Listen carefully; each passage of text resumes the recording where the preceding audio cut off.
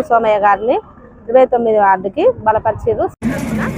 కాకపోతే మనది గెలిచేవాడేలే కానీ మనము ఇట్లా అయితే గెలుస్తామని పెట్టేసిర్రు. మేమానంతో అందరూ వేసే వాళ్ళే ఉన్నారు, మేమందరం అట్లా వేస్తాము. మాకు అయితే ఏ ఆపాదాలు లేవు, వాళ్ళే ఉన్నారు. అట్లనే మేము కూడా మంచిగానే చేయాలనుకొని కూడా బాబాయ్ నిలబెట్టాము, సోమయ్య గారిని నిలబెట్టాము. దానికి వల్ల ఇప్పుడు మనకి ఏదన్నా కష్టం వచ్చినా కూడా, ఎవరికి ఏమైనా కూడా, ఏ సమస్య అయినా కూడా, ఎవరన్నా చనిపోయినా, ఎవరన్నా ఉన్నా, ఏదన్నా వచ్చినా కూడా, ఒక పిల్లల పంచాయతీ పెద్దల పంచాయతీ అయినా కూడా ముందుగా వచ్చేటోడు తను ఒక్కడే ఉన్నారు.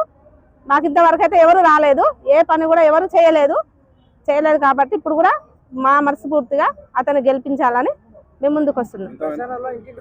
ఇంటింటి ప్రచారం చేస్తున్నాం. ప్రజల స్పందన కూడా బాగానే ఉంది. ఇప్పుడు మనము కాకపోతే గెలిపియాలనే ఉన్నది. అందరికి కూడా స్పందన కూడా బాగానే చేస్తున్నారు. ఇప్పుడు మనం మందుల వాళ్ళ కూడా వాళ్ళకి శ్మశాన వాటికే కట్టించాము, బాబాయ్ గారు కట్టించారు. దానివల్ల కూడా వాళ్ళు కూడా మనకి బాగానే స్పందిస్తున్నారు. మళ్ళీ అందులో కాకుండా కూడా వాళ్ళకి జీవన ఉపాధి వాళ్ళు ఏంటంటే పందులో చేస్తారు, బేరం ఏం లేకుండా పందుల బేరం చేస్తారు.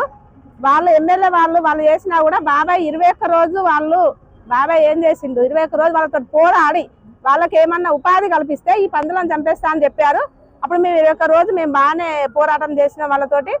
ఆ అభిమానంతో కూడా వాళ్ళు కూడా మనకు ముందుగా నడిపిస్తారు, వస్తున్నారు కూడా, మేము ముందుంటామని వాళ్ళు కూడా మాట ఇచ్చారు. మాకు ప్రచారం కూడా బాగానే ఉంది, మనం మాట్లాడడం కూడా బాగానే ఉన్నది. అందరు కూడా బాగానే మనకు స్పందిస్తున్నారు.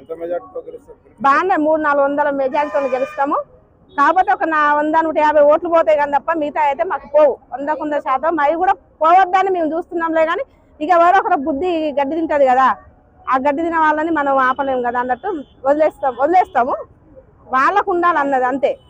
మనకి ఏదైనా కూడా ఇప్పటి వరకు అయినా కూడా ఎన్ని సంవత్సరాల కాంచి, ఇప్పుడు నేను వచ్చి కూడా 26 సంవత్సరాలు అవుతుంది, అప్పటి నుంచి ఇప్పటి వరకు అయినా కూడా మనకు ఆ ఇల్లు పుట్టినిల్లు.